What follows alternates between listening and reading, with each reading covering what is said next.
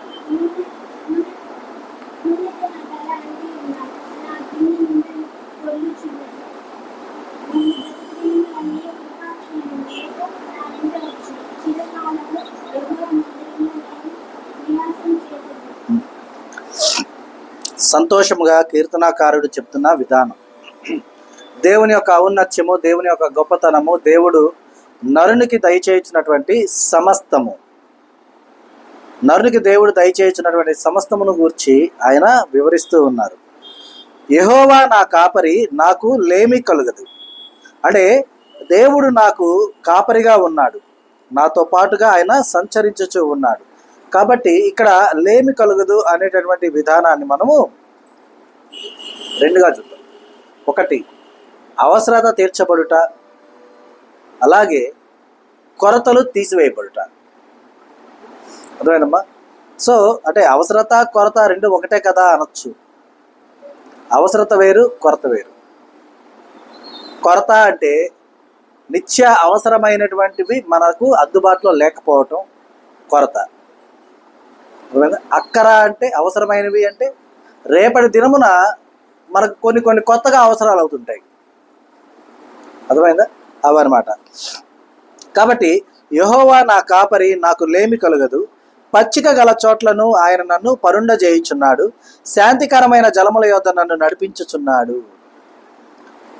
అంటే ఈయన ఎలాగా తన్ను తానుగా అభివర్ణించుకుంటున్నాడంటే, కీర్తనకారుడు ఒక గొర్రె పిల్ల ఓలే తనను మలుచుకొని, నా దేవుడు నాకు కాపరి అయి ఉన్నాడు, నన్ను పచ్చిక గల చోట్ల ఆయన నన్ను నడిపిస్తూ ఉన్నాడు, పరుండ చేస్తూ ఉన్నాడు, శాంతికరమైనటువంటి జలముల యొద్ద నన్ను ఆయన నడిపిస్తూ ఉన్నాడు. అంటే ఇప్పుడు పచ్చిక గల చోట్ల ఆయన నన్ను పరుండ చేయుచున్నాడు అంటే అర్థం ఏంటి?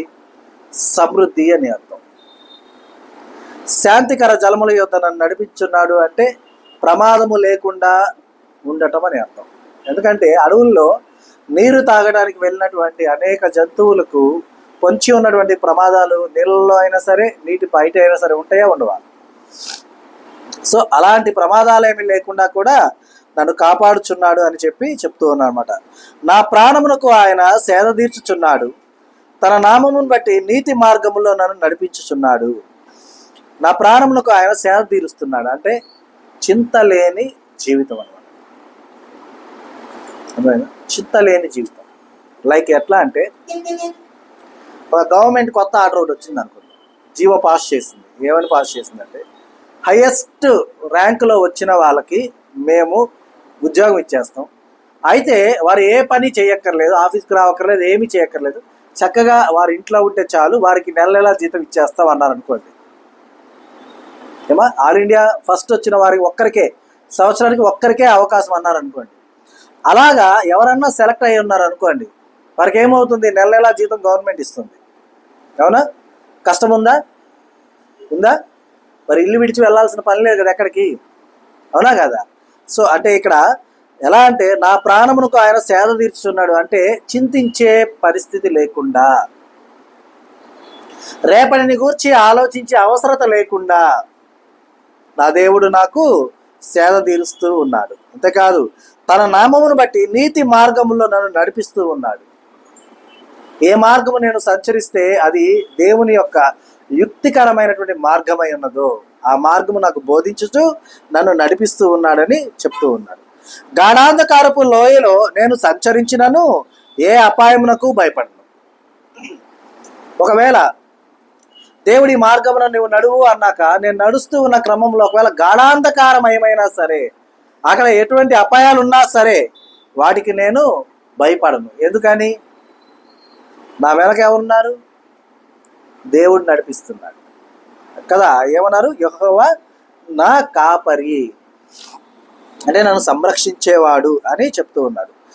నీవు నాకు తోడై ఉందువు, నీ దుడ్డు కర్రయు నీ దండమును నన్ను ఆదరించును. దేవుడు మనకు తోడై ఉండి ఆయన దుడ్డు కర్రయు దండమును మనల్ని ఏం చేస్తున్నాయి? ఆదరిస్తున్నాయి. దుడ్డు కర్ర అంటే ఏంటి? అది మనకు నడిపించేటటువంటి మార్గదర్శకమైనటువంటి ఒక విధానం. దండము అంటే అర్థం ఏంటి? మనల్ని బోధించి, దండించి, గద్దించి సరైన మార్గంలో నడిపించడానికి ఉన్నటువంటి ఒక బెత్తం అనుకుందాం. అర్థమైంది? అంటే అవసరమైతే మనల్ని దండించుటకైనను, మన మీదకి వచ్చినటువంటి ప్రమాదాన్ని తప్పించుటకైనను ఆయన వద్ద ఏమున్నాయి? దుడ్డు కర్రయు దండమును నన్ను ఏం చేస్తున్నాయి? ఆదరిస్తూ ఉన్నాయి. నా శత్రువుల ఎదుట నీవు నాకు భోజనము సిద్ధపరచుదువు, నూనెతో నా తల అంటి ఉన్నావు, నా గిన్నె నిండి పొర్లుచున్నది. అయ్యా, నా శత్రువుల ఎదుట నీవు నాకు భోజనము సిద్ధపరుస్తూ ఉన్నావు. అర్థమైందా? అంటే ఇక్కడ మనము ఒక గొర్రె పిల్లగా పోల్చుకుంటా ఉన్నాం కదా. అడవి మృగాల ముందు గొర్రెపిల్ల చక్కగా తన యొక్క ఆహారాన్ని భుజిస్తూ ఉందనుకోండి, ఎదురుగా ఉన్నటువంటి ఆ యొక్క మృగాలు ఏమి చేయలేని పరిస్థితిలో ఉన్నాయి అనుకోండి, అవేమి చేయలేని పరిస్థితిలో ఉన్నాయనుకోండి, అది నిజంగా గొప్ప ధన్యత కాదా? అవునా కదా. నా శత్రువుల ఎదుట నీవు నాకు భోజనము సిద్ధపరుచెదవు అంటే నాకు ఆహారాన్ని ఇస్తున్నావు. నా శత్రువులు నాకు ఎదురుగా ఉన్నా కూడా వారు నన్ను ఏమి కూడా చేయలేరు. నూనెతో నా తల అంటి ఉన్నావు అంటే నన్ను అభిషేకించుకొని ఉన్నావు.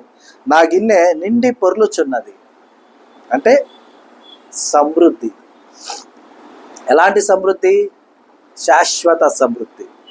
అర్థమైందా? నేను బ్రతుకు దినములన్నీ కూడా కృపాక్షేమాలే నా వెంట వచ్చును. చిరకాలము యెహోవా మందిరంలో నేను నివాసము చేసేదను. మరి కీర్తనాకారుడు చాలా సంతోషంగా చెప్తున్నాడు. ఏమంటున్నాడమ్మా?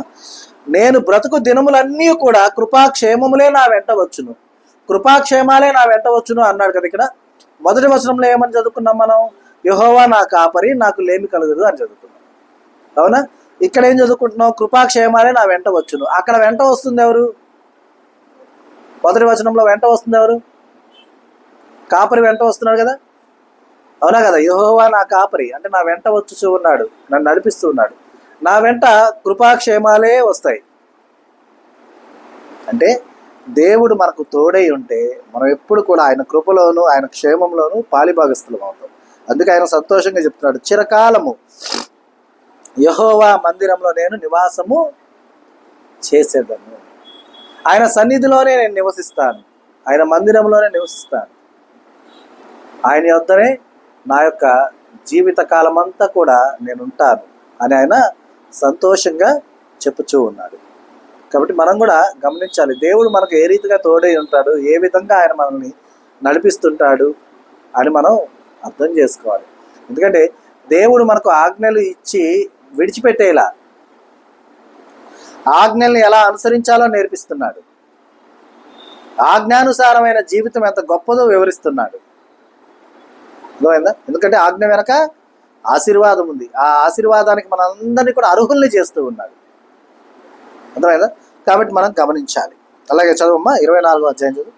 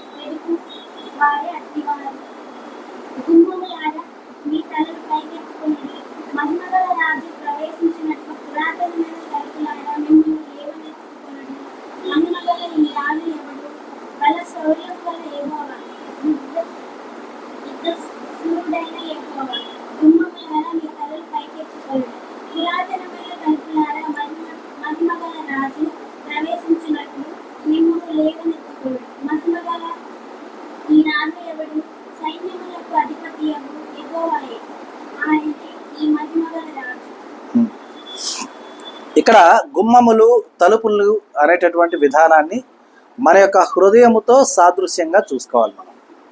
అర్థమైందా? చూడండి అమ్మా, నేను చదువుతున్నా చూడండి. 4వ వచనం చదువుతున్నా చూడండి. వ్యర్థమైన దాని యందు మనస్సు పెట్టకయు, కపటముగా ప్రమాణము చేయకయు, నిర్దోషమైన చేతులను శుద్ధమైన హృదయమును కలిగి ఉండువాడే, 1వ వచనం నుంచి చదువుకోండి. కలిగి ఉండువాడే ఏం చేస్తున్నాడు? భూమియు దాని సంపూర్ణతయు, లోకమును దాని నివాసులను యెహోవావే.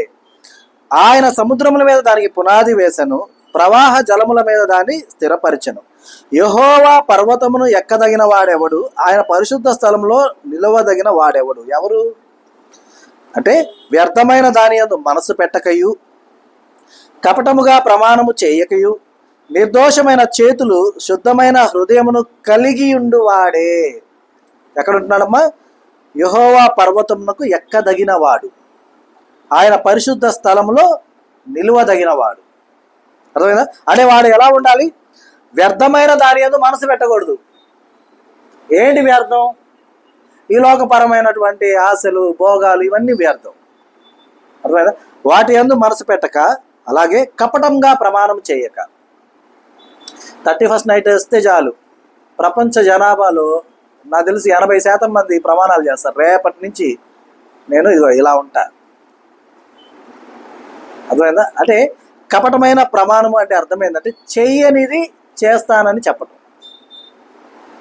అలాంటి ప్రమాణాలు చేయకూడదు. అలాగే నిర్దోషమైన చేతులు అంటే నీ చేతులతో ఎవరిని కూడా హింసించక, ఎవరిని బాధించక ఉండే విధానం. అలాగే శుద్ధమైన హృదయమును కలిగి ఉండు వాడే ఏమవుతాడమ్మా?